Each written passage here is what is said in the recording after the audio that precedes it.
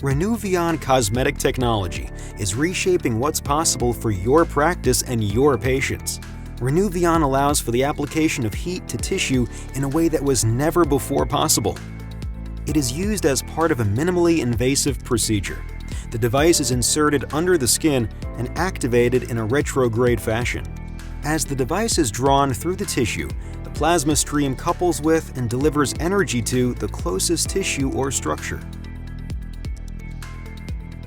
During this coupling, the heat is delivered in two ways. The first is the direct contact with the helium plasma itself, and the second is with the flow of the proprietary RF energy through the plasma and into the tissue.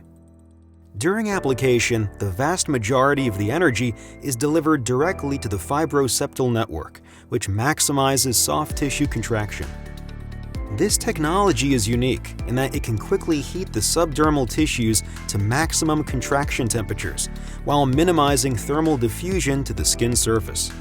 Collagen contraction is resulting from the controlled heating, which allows for some immediate tissue contraction, but full long-term effects will not be seen for 6 to 9 months, as the body goes through the healing and neocollagenesis stages.